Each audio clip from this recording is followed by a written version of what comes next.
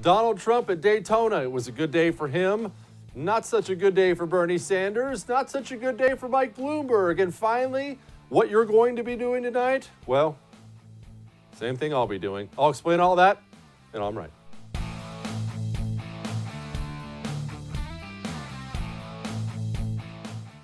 I don't want to get you all weepy right off the bat here, but I got a little nostalgic watching the opening of the Daytona 500. And it wasn't just because it was Donald Trump flying in.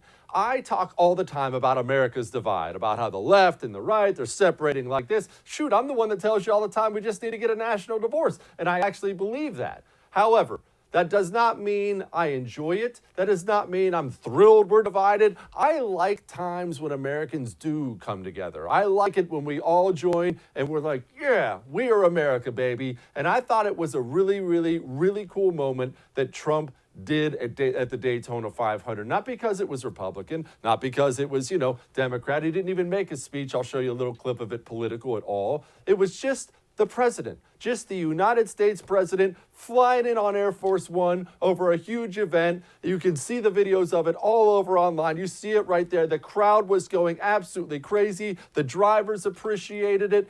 I've talked to Democrats who appreciated it. It was just a cool thing. That could have been Bill Clinton on that plane, and I would have been thrilled about it. I like these moments that are just about America. Of course, as you may imagine, some liberal journalists had to freak out about it and put down the NASCAR fans and put down Trump and complain that he was using, White House taxpayer money for such a thing. People, every once in a while, and I need you Democrat watchers of mine to hear this, every once in a while, it's all right to just celebrate America. Like when Barack Obama was president, and Osama bin Laden was killed by SEAL Team 6, and Obama gave the order. Do you know what I did that night? I didn't run to social media and say, well, Obama didn't do it, and screw him, and he got... I just said, yeah, man, raise a glass. Good job, Mr. President. Good job, SEAL Team 6. It's okay every now and then to just say, yeah, America, baby. Trump also took a lap, which was, the guy, you have to hand it to him. He is a showman. He took a lap in their super, super armored up limousine, presidential limousine. They actually have a nickname for it. It's called the Beast. If you want to sit back and watch a high performance machine, look up some videos of that and watch it driving in reverse and doing evasive maneuvers. That, ladies and gentlemen, is as cool a video shot as you're ever going to see of that video. Also, Trump gets up there, gives a little speech. This afternoon, we congratulate all of the new enlistees in the United States Armed Forces, and there are plenty, and they love our country. A few moments ago, these young men and women took a solemn oath to put their lives on the line for our country. To each of them and to every service member and veteran here today, as Commander-in-Chief of the greatest fighting force on the planet, a force that just spent $2.5 trillion on rebuilding our military, I want to thank you for your service. Like I said, ladies and gentlemen, that's as good as it gets. At the Daytona 500, do a lap in the limo and then get up and thank the men and women of the military. If you don't like that, you don't like America. Oh, he wasn't done. But NASCAR fans never forget that no matter who wins the race, what matters most is God, family, and country.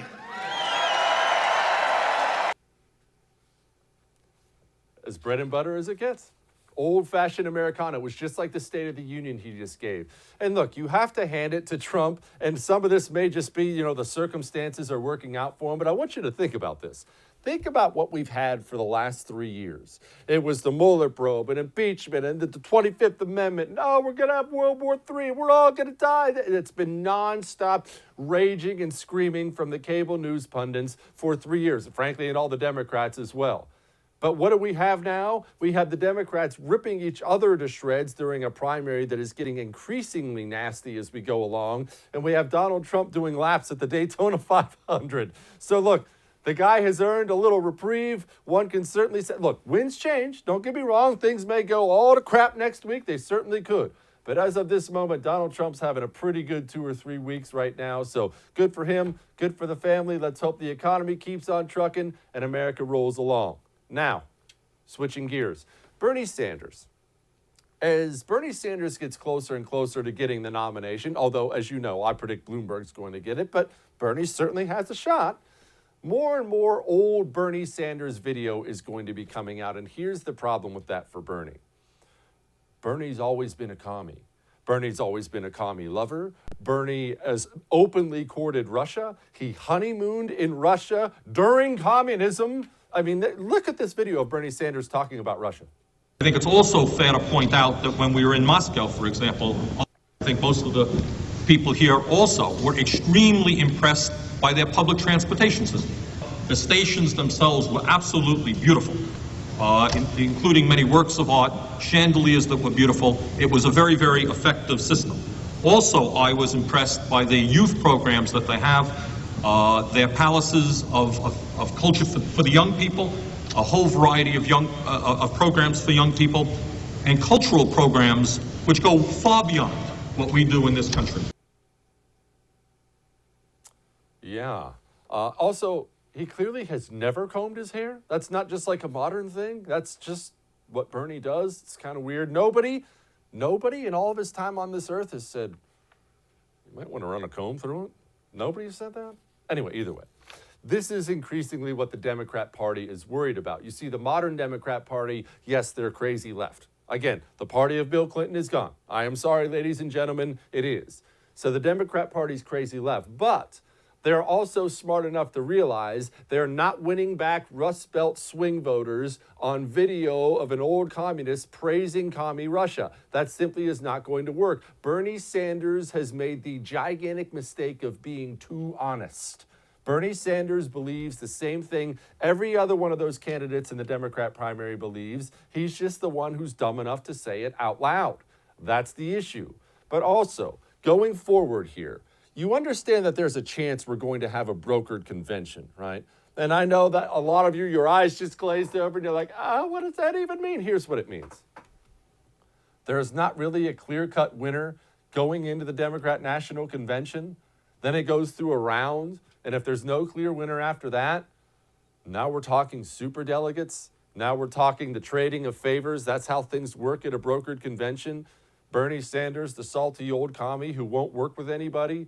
Mike Bloomberg, who has paid off virtually every person in the country in some way. Yeah, that comes out for Bloomberg, which is part of the reason I think Bloomberg's going to be the nominee. But understand that that's part of the reason you're seeing increasingly how nasty this Democrat primary is being. It's about to be the nastiest Democrat primary you've ever seen in your entire life. I'm going to go over all the Bloomberg stuff that is just dropped in Bloomberg's lap over the past 3 or 4 days. But they're not even leaving Bernie Sanders alone. Here he is trying to give a speech in some young ladies who decided not to wear shirts. They had some problems with it.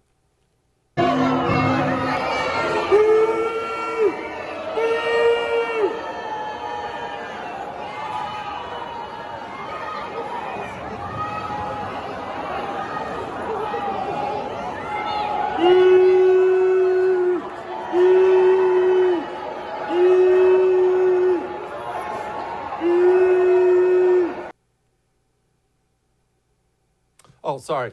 Big thanks to our editing team for doctoring that video so we could show it to you online. But look, like I said, if Bernie Sanders is even getting these kind of protests, that's not good. And if you think that's the last time it's going to happen, you've got another thing coming. You're going to see this increasingly at all these Democrat events as each candidate weaponizes their own crazy activists to go out and cause trouble, and nobody can cause trouble like these insane hippies.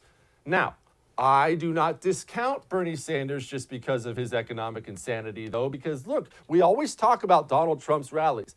And look, that matters. It shows excitement. Donald Trump's bumper stickers, Donald Trump's T-shirts and hats and lawn signs, and all that stuff matters. It shows excitement for the candidate. And we love to make fun of people like Joe Biden, who's attending bingo night with 54 people and calling people fat. But Bernie Sanders is not just attending bingo night. Here he is. This is 11,000 plus people, ladies and gentlemen, at a Bernie Sanders rally. That matters. I am not telling you Donald Trump's going to lose to Bernie Sanders. That's not what I'm saying. What I am saying is you might want to dial down just a touch all this talk I'm hearing from the right on people saying, oh, yeah, I can't wait to face Bernie. The country may not be communist, but it ain't as far right as you want to believe. But look, here's Donald Trump in New Hampshire with 52,000, so let's not lose all kinds of heart here. All right, I know all of that may have made you uncomfortable, but I'm still right. Coming up next, oh, we got more for you. Hang on.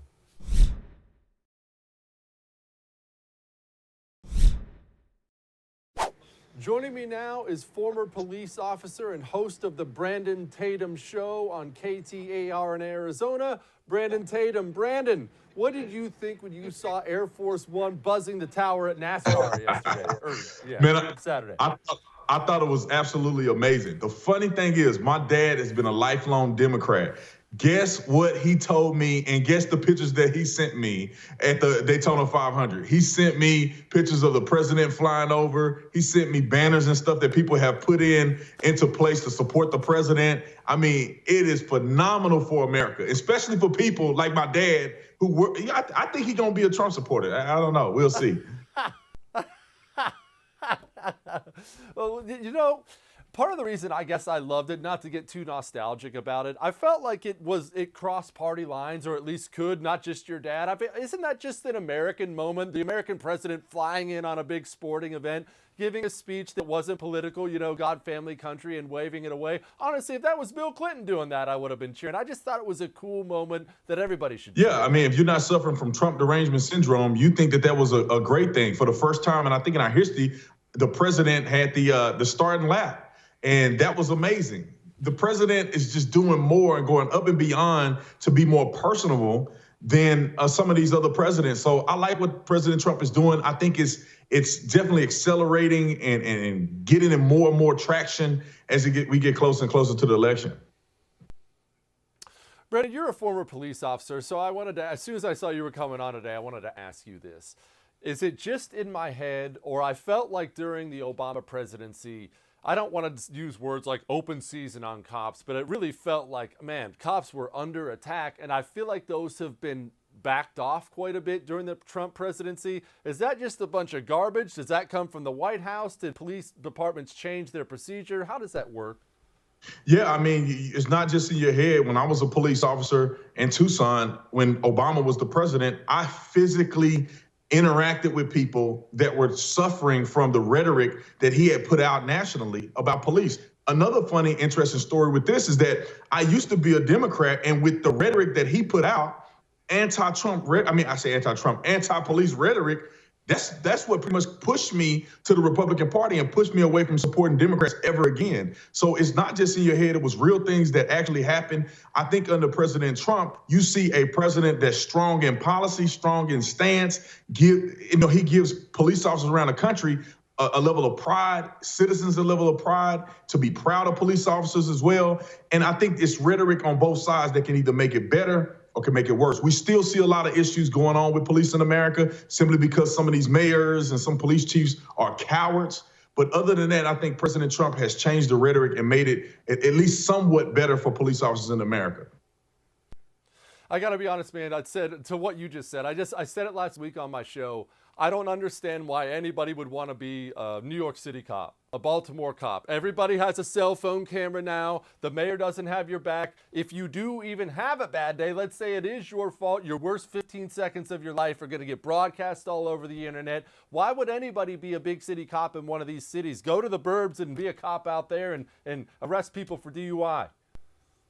Yeah, I mean, I agree with you. It's interesting. It's also sad that a lot of police officers in some of these cities, in New York City, have committed suicide at rates that are higher than we've ever seen. So why would you work and put your life on the line? I mean, I'm telling you, you have to literally, as a police officer, look your family in the eye and say, I'm willing to lose all of this to protect and serve people that probably don't even care about me.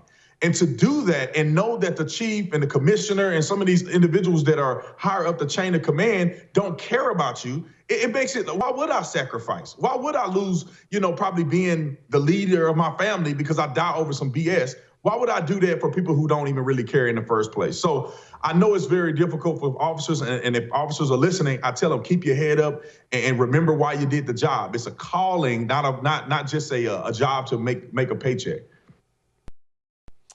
Bernie Sanders. Unlike other people, I do not think that he's just going to go away. In fact, obviously, I believe President Trump's going to be reelected. I'm not as confident as everyone else that Bernie's the one he wants to face. You know, the reason I say that is I see a cult following, man. I see 11,000 people packed into places. That's not quite Trump's levels, but that's getting up there. It's a lot better than 200 people at an old folks' home watching Joe Biden. Tell me why I should be cheering for Bernie Sanders.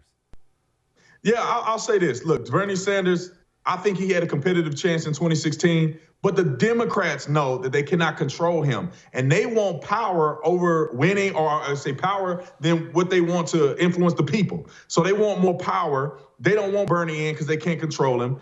I think he will give Trump a run for his money, but America is not buying into socialism. America is having or experiencing a thriving economy, and none of the things that Bernie Sanders is preaching is going to benefit our pocketbooks. He's talking about raising taxes, giving everybody free stuff.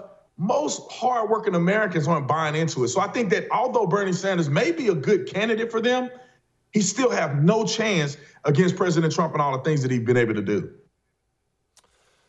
Bernie versus Bloomberg. Obviously, Bernie has the grassroots support. Obviously, Mike Bloomberg has raided Fort Knox and has all the money in the history of mankind. But Mike Bloomberg also has the Democrats increasingly on his side because he's the anti-Bernie. Do you see it being one of those two, or do you see it being Buttigieg, or however the heck you say his name? Yeah. All these other people, I think, are just test dummies. I think it's going to come down to Bernie and Bloomberg. But money speaks louder than words. So Bloomberg has enough money to shadow out Bernie Sanders on any competitive level.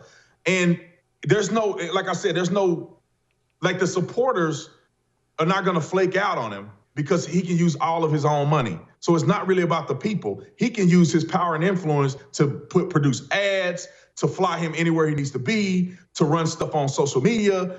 Bloomberg can pretty much do it all. And I think one of the things that the Democrats can see is that Bernie is too far left. He's too much of a socialist. I mean, he's even admitted that he's a democratic socialist. Those things are not going to fly well in some of these, you can call them flyover states, where Donald Trump is leading or there's a very close race. Working class folks are not interested in Bernie Sanders socialism. But Bloomberg, and I'm telling you, the Democratic Party, Bloomberg's money, he's going to pull somebody like Hillary in with him, get an endorsement from Barack Obama, and it's over. That's their scaled plan. They screwed Bernie last time. They're going to screw him again.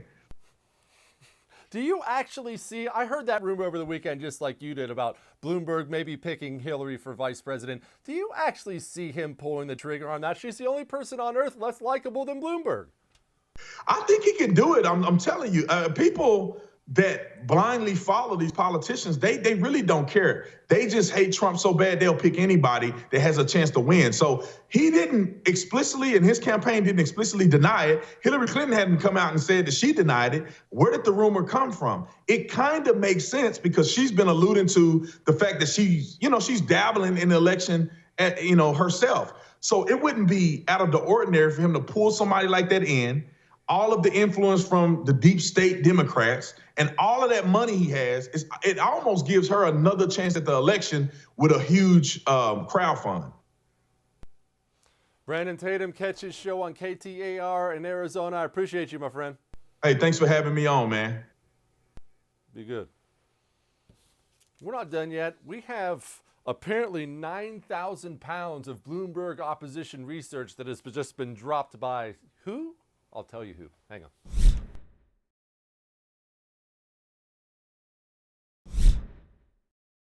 Mike Bloomberg, you have heard that name a lot over the past week. Why? Because it's opposition research time. Now, to break it down for you non-political nerds out there, opposition research is simply this.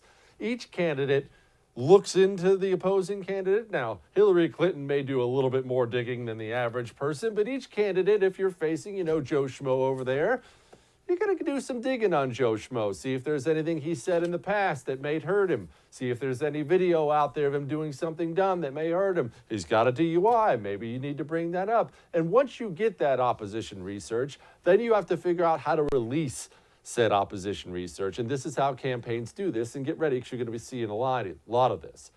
A campaign will acquire it But a campaign doesn't necessarily want to look nasty and be the campaign that releases it out to the general public.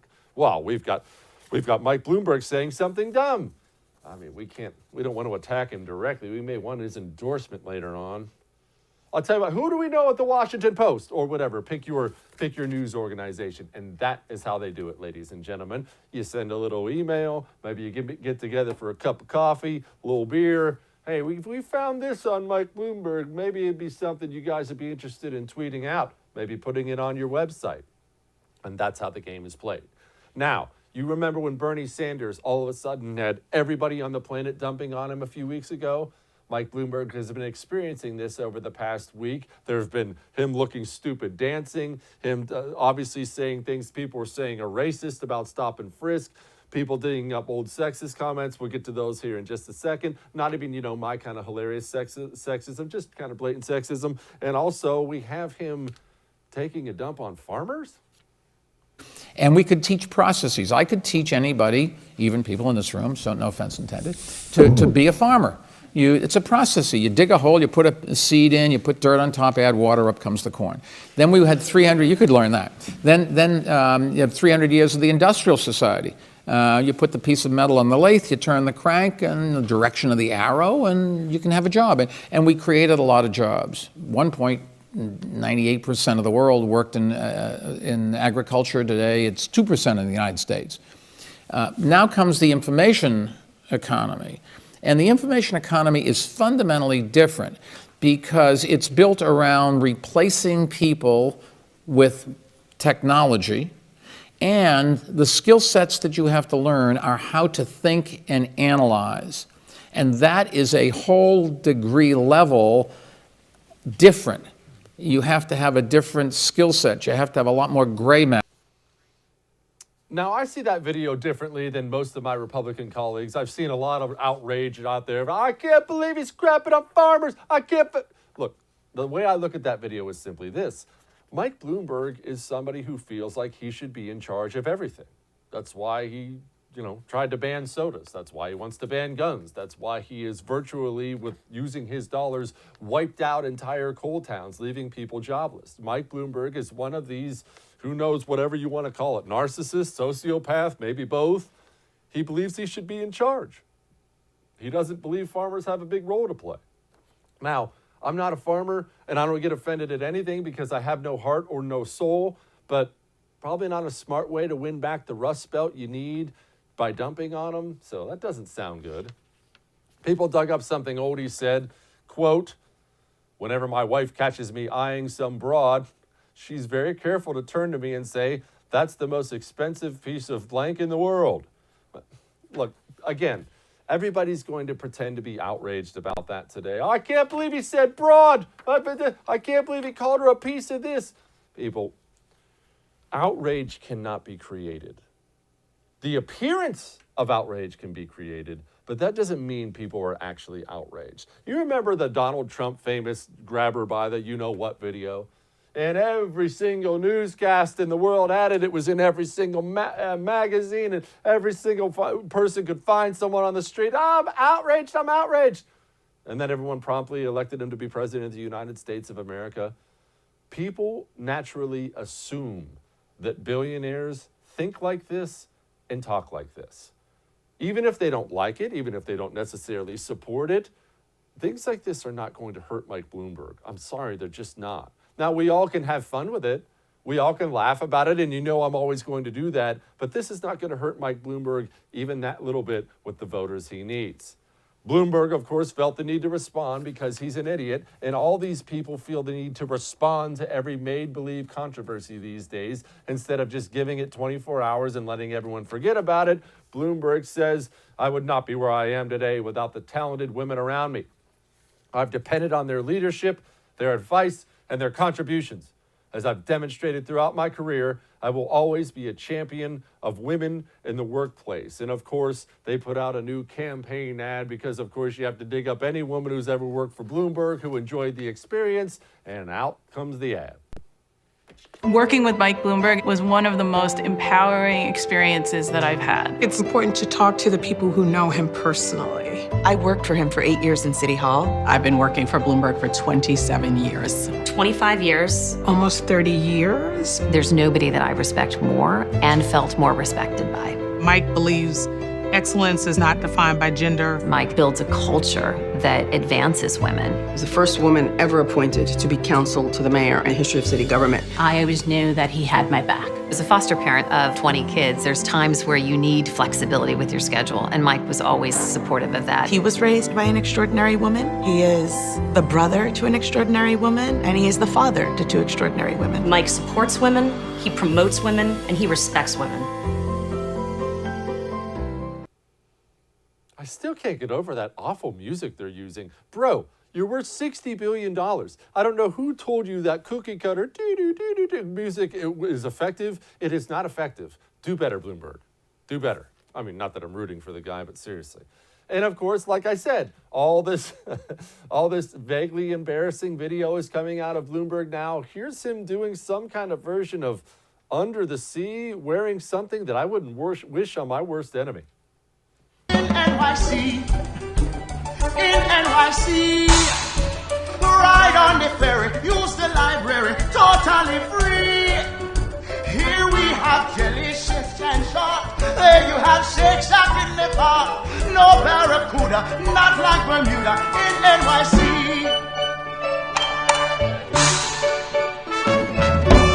Down here we got snapping turtles. Up there we got big bed bugs. Down here the whale's making trouble. Up there A-Rod's taking drugs. New Yorkers the bravest people.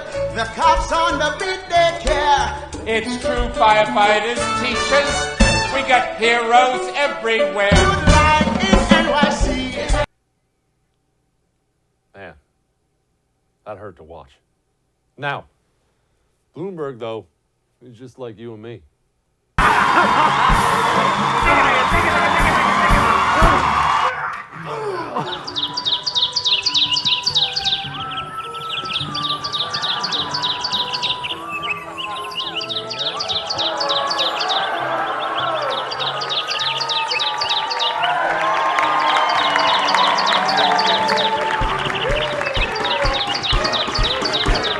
Now you may be the 1%, and you're a 99er, and pictures of your house were put online by your designer.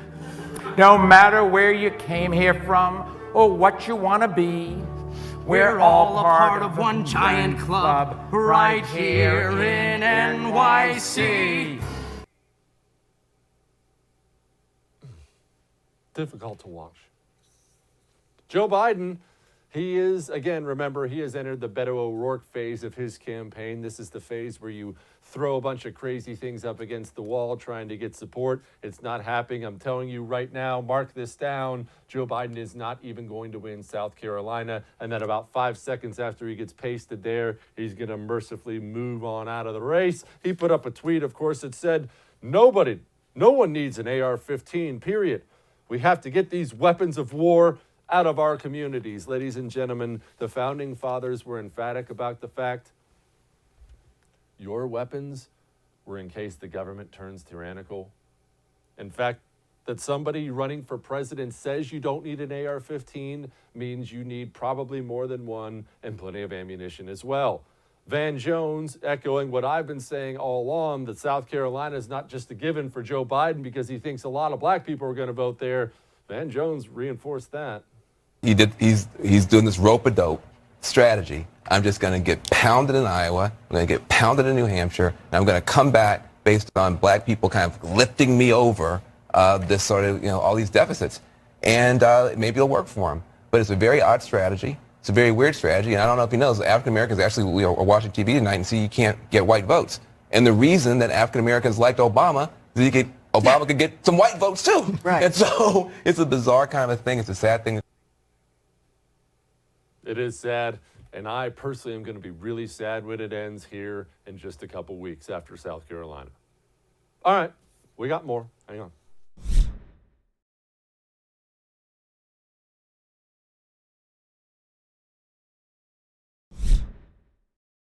Joining me now is the senior policy analyst for the Independent Women's Forum, Inez Stepman. Inez, what is this Equal Rights Amendment? Don't you want to be equal? You look like you're opposed to this thing.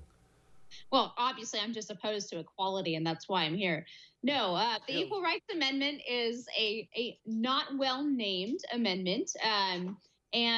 So the basic idea is that we're going to replace the equality under the law that women already have and have had for decades and decades in the United States with a sort of interchangeability or sameness between the sexes, where we're going to treat men and women the same, exactly the same in every instance. And of course, that runs afoul not only of common sense, but actually of distinctions, allowing the law to recognize differences between men and women that actually keep women safe, for example. And one example I'd give on that score is probably, for example, we separate men and women in prisons because obviously that's why anybody who thinks about it for 3 seconds can understand why we separate men and women in prisons. But that's a discrimination based on sex, and on face value, those kinds of distinguishing laws between men and women could be constitutionally infirm if we actually go ahead and ratify the Equal Rights Amendment. What actually is in the Equal Rights Amendment? Because like you said, they, of course, like they always do, they put a great name on that. Well, of course, who doesn't want equal rights? What's actually in the thing? So it's a blanket ban on any kind of what's called discrimination on the basis of sex. Now, that sounds pretty straightforward, right? It sounds like something that we should all be in favor of. Indeed, when you look at polls, you see 80-90+% of the American people believe that basic legal equality between men and women is a good thing. But then when you realize that the legal term discriminate doesn't mean what we use in sort of regular parlance, right, to mean something invidious and bad, but any kind of distinguishing or recognizing of the fact that men and women might actually be different and treating them differently in any circumstance might be a good idea. You can begin to realize how radical this amendment is, right? So I gave you the example of men's and women's prisons, but we could also talk about, for example, restrooms in public schools, or we could talk about all kinds of programs that distinguish between men and women. For example, spousal Social Security, even though it doesn't say that spousal Social Security is only for women and it includes men, the vast majority of recipients are in fact women. And Ruth Bader Ginsburg, among other proponents, has suggested that even a program like that's facially neutral might be considered a violation of a so-called equality principle. And then in the States, ERA language has been used, for example, to require full funding, taxpayer funding of abortion under a quote-unquote equality principle. So you can see that this can get very radical very quickly, and it's not just a matter of basic legal equality, which, by the way, as I said, we already have protected by state law, protected by federal law, and also protected by the Equal Protection Clause of the Constitution. And as I am obviously a dude and a bit of a chauvinist, you are clearly a sane, logical, one of the smartest women I know, so maybe neither of us are the ones to answer this question, but how much popularity does feminism actually have with the women of America? I mean, obviously you can hear them because clearly the harpies are screeching the loudest, but is it some tiny percentage that's screaming from the rooftops? Is it 50%? Is it 80%? How much percentage does feminism have as far as popularity goes? So not very much, right? So if you ask American women, anywhere from about 1/3 to 40% of American women identify as feminists. And that's not overall, that's women, right? So presumably a lower percentage of men identify as feminists, although I'm never sure anymore. And that's just people who identify as any type of feminist, right? And oftentimes feminism finds itself running up against the very real revealed preferences of women. So I'll give you a couple examples of that. Right. The first is that consistently in surveys, women with young children say that their ideal situation is to work part-time or not at all. Right. This is something that a lot of the literature that is put out by feminists just doesn't recognize. I don't mean like novels. I mean academic literature. It just doesn't recognize that this is actually something that women prefer. And likewise, when we talk about the pay gap, for example, the pay gap is almost certainly due to women's choices, and not just the choice to require more flexibility, more balance between home life and work, but also just what majors women find interesting. So, for example, petroleum engineering is nearly 4-to-1 men in that major, right? Whereas sociology is basically the opposite. Well, it turns out that people with a sociology major get paid less later in life than people who went into petroleum engineering. But that doesn't mean that they're discriminating against women in petroleum engineering. It just means that perhaps women on average would prefer to go into a field that's more interpersonal, that connects more with people. Women tend to like less the idea of being in a cubicle 15 hours a day without interacting with other people. These are natural differences between men and women, and there's nothing wrong with the fact that we make different choices on aggregate. But time and time again, the feminist movement uses these disparities to point to some kind of discrimination or patriarchy or some kind of top-down force that is keeping women from acting exactly like men, when in reality, and common sense tells us that in fact just women don't act like men because men and women are different, and that's fine. And as I have a Mike Bloomberg theory. You've seen what I've seen, all the Mike Bloomberg audio being dumped on him over the past week. I actually haven't. I am the last person on the planet to not see any of the Mike Bloomberg ads. I don't know what it is about my algorithm. I have never been served a Mike Bloomberg ad. Well, not the ads, the opposition research they're dumping on him. All the old video of him talking about stop and frisk, and they've got him dancing in some kind of weird outfit. Either way, long story short, they're dumping a lot on him. And my theory is this, that it's very good for Bloomberg, and they're going to make him the nominee. People forget what it was like during the GOP primary when Trump was there and everything else, and everybody screamed about Trump 24 hours a day, and Trump's the devil, and Trump's divorces, and Trump this, and Trump that, and Trump, without realizing it. They made it all about Trump. The whole race was about Trump, and I think the Democrats are going to do the same thing about Bloomberg. I don't think it plays the same way in the Democratic primary. I think they are much more sensitive to these sorts of things than the Republican electorate. I'm pretty skeptical of Bloomberg actually being able to take the slings and arrows. We've been wrong a lot before, and politics is a wild ride these days. But I'm very skeptical of the idea that Bloomberg is going to sweep in their former Republican billionaire and to be able to capture the energy of the Democratic Party. I think Bernie is much more in line with where the average Democrat is. Now, obviously, I think that that's a tragedy that we have an octogenarian communist who may very well capture one of the two major nominations in the United States. But that's honestly where I think the Democratic Party is. I think they're a lot closer to Bernie than they are to Bloomberg. And Bloomberg has this off-putting, I think more than the quote-unquote offensive things that he said, he has this off-putting sort of elitist veneer where there's the comments that he made, for example, about how he could teach anybody to farm. And I don't think that that's really in the zeitgeist of either party these days. We have both parties undergoing populist earthquakes, right, where we're shifting the very basic principles of what the two parties stand for, both in the populist direction. And I just don't see a room in this particular dynamic for an ex-Republican billionaire who has really weird problems with soda and straws. I don't think that's where the country's at. But hey, I've been wrong before, and I wouldn't be surprised to be wrong again. You have been wrong before. I can't imagine what that must be like. Inez Stepman, Independent Women's Forum, thank you so much. Thank you. All right. Let me tell you what we're all going to do tonight. Hang on.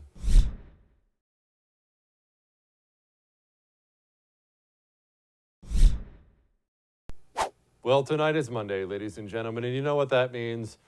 The Bachelor is on TV. Now, at least for the time being, I'm still married. And my wife loves The Bachelor. I obviously hate it. Sometimes she's gracious enough to go to a different room to watch it. Sometimes I'm stuck with it. But now we apparently have some vaguely political controversy when it comes to The Bachelor. A lady named Victoria F., don't ask me, I only half pay attention, one of the girls competing for Pilot Pete's heart, apparently has some kind of modeling history where she was modeling White Lives Matter merchandise or WLM merchandise. Do I think any of this is valid or any of this matters whatsoever? Absolutely not. However, I prefer to stay married, so I'm going to give The Bachelor a shout out on my show. Let it be heard now from the rooftops. That will be the first and last time you will ever hear that here again. All right, we'll do it again tomorrow. See you.